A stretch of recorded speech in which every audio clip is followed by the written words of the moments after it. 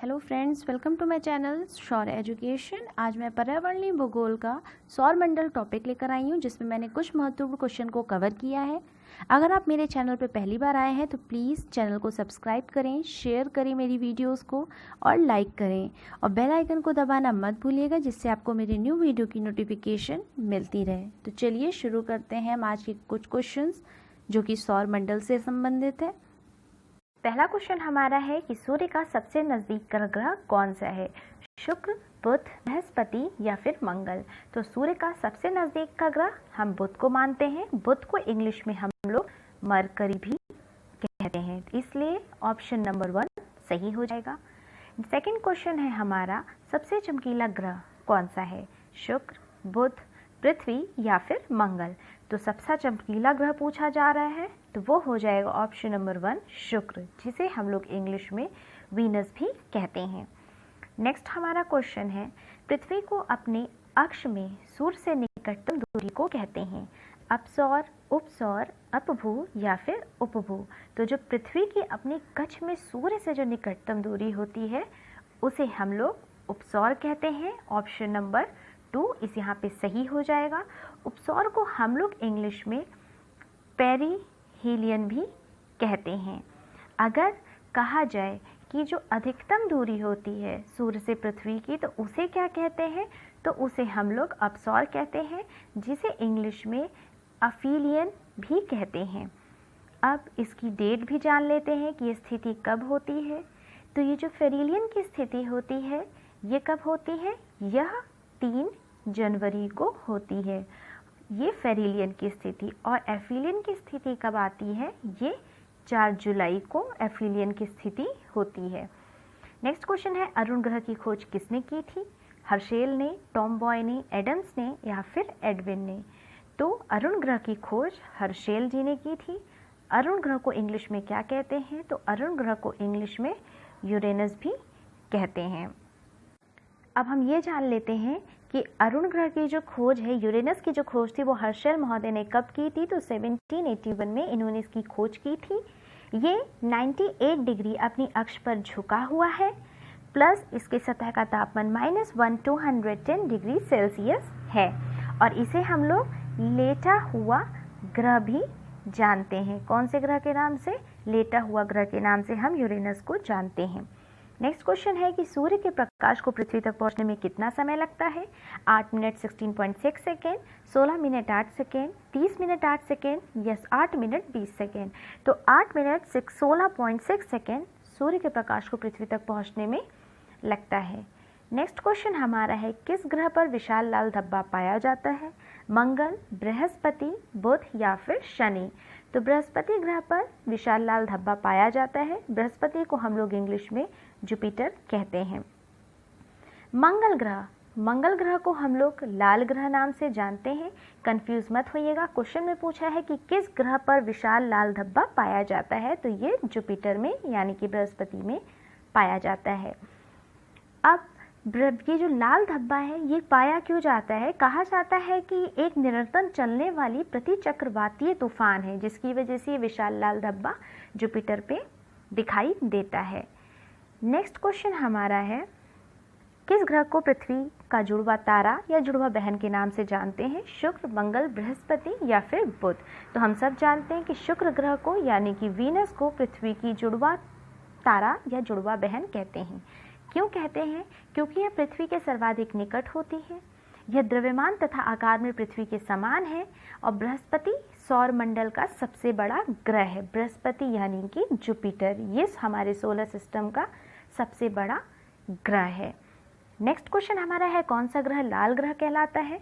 तो मंगल ग्रह को हम लोग लाल ग्रह कहते हैं। मंगल को इंग्लिश में हम लोग मार्स कहते हैं, इसको हम लाल ग्रह कहते हैं। अब हम मंगल ग्रह को लाल ग्रह क्यों कहते हैं?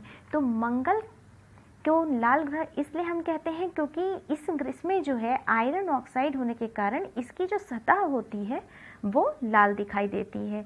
क्या होता है? इस ग्रह की जो सतह होती है वो आयरन ऑक्साइड के कारण लाल नज़र आती है। इसके 2 उपग्रह होते हैं। अगर हम मार्स की बात कर रहे हैं तो इसके क्या होते हैं? इसके 2 उपग्रह होते हैं। इनका नाम कौन कौन सा है? एक होता है फोबोस और दूसरा होता है डीमोस। Phobos and Deimos.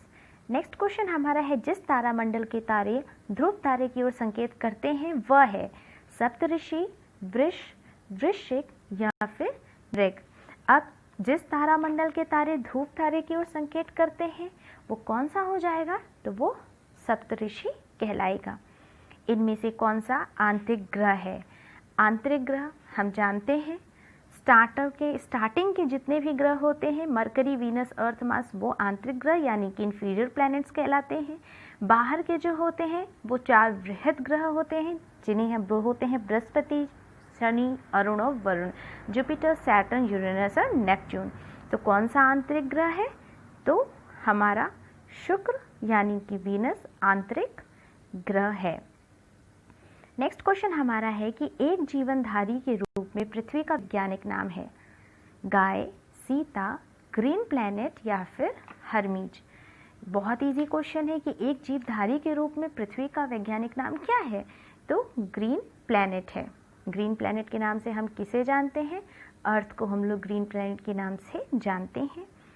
सूर्य की बाहरी सतह का तापमान कितना होता है? 3000 degree Celsius, 4000 degree Celsius, 6000 degree Celsius और 2000 डिग्री सेल्सियस। तो जो सूर्य की बाहरी सतह का तापमान होता है वो होता है 6000 डिग्री सेल्सियस। चलिए नेक्स्ट क्वेश्चन हमारा है, सौरमंडल में पृथ्वी किन 2 ग्रहों के बीच पड़ती है? जान लेते हैं, बहुत ईजी है, बुध और बृहस्पति, शुक्र और बुध के, बुध और मंगल के या शुक्र और मंगल के। अब हम देख लेते हैं, मरकरी, वीनस, अर्थ और मार्स।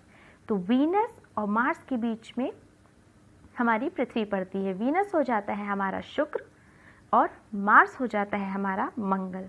तो इसका मतलब ऑप्शन नंबर 4 हमारा सही है। शुक्र और मंगल के बीच में हमारी पृथ्वी पड़ती है। नेक्स्ट क्वेश्चन देख लेते हैं। नेक्स्ट क्वेश्चन हमारा ये दिया है कि सूर्य हमारी मंदाकिनी के केंद्र से कितने प्रतिशत वर्ष दूर है? अब ये भी हम जान लेते हैं। पहला ऑप्शन है 20,000, तीसरा ऑप्शन है 30,000, दूसरा ऑप्शन है 30,000, तीसरा ऑप्शन है 40,000 और पांचवा ऑप्शन मैं दे देती हूँ, यहाँ पे मिसप्रिंट हो गया है, 60,000। तो सूर्य हमारी मंदाकिनी के केंद्र में कितना प्रकाश वर्ष दूर है? तो ये 30,000 प्रकाश वर्ष दूर है। नेक्स्ट क्वेश्चन की तरफ चलते हैं। सौरमंडल का सर्वाधिक गर्म ग्रह है बुध, शुक्र, मंगल या फिर पृथ्वी। तो इसका आंसर क्या हो जाएगा?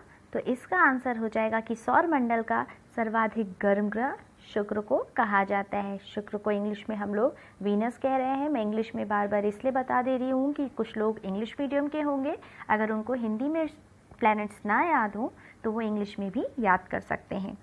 नेक्स्ट क्वेश्चन हमारा है, सौरमंडल की खोज सर्वप्रथम किसने की थी? कोपरनिकस, गैलीलियो, आर्यभट्ट या फिर टॉलमी। तो सौरमंडल यानी कि हमारे सोलर सिस्टम की खोज सर्वप्रथम कोपरनिकस महोदय जी ने की थी। नेक्स्ट क्वेश्चन हमारा है, कौन सा एक बौना ग्रह है? ये मैं आपको कई बार तो नहीं बता चुकी हूँ, लेकिन हाँ ये आप सबको पता होगा कि जो हमारा प्लूटो है वो बौना ग्रह कहलाता है। बौने को हम लोग इंग्लिश में ड्वार्फ कहते हैं। तो ये एक ड्वार्फ प्लैनेट कहलाता है। कौन? प्लूटो। प्लूटो एक ड्वार्फ प्लैनेट कहलाता है। अब देखा जाए तो ये प्लूटो यानी कि हिंदी में इसे हम लोग कहते हैं यम। अब इसकी जो खोज थी वो कब की गई थी? तो प्लूटो की खोज 1930 में की गई थी। और किसने की थी? तो प्लूटो की खोज विलियम टॉम्बर्ग ने की थी। किसने की थी? विलियम टॉम्बर्ग ने की थी। नेक्स्ट है कि इसको कब प्लैनेट्स की श्रेणी से हटाया गया था? ये सवाल कई बार पूछा जा चुका है कि प्लूटो को प्लैनेट की श्रेणी से कब हटाया गया था? तो ये 24 अगस्त 2006 में इसे प्लैनेट्स की श्रेणी से हटाकर इसे ड्वार्फ प्लैनेट में रखा गया था। नेक्स्ट क्वेश्चन हमारा है, पृथ्वी की प्रपट्टी का आधा भाग किस खनिज से बना हुआ है? अब देख लेते हैं, बहुत इंटरेस्टिंग क्वेश्चन है। पहला है फेल्ड्स्पर, दूसरा है माइका, एम्फीबोल या फिर कार्च।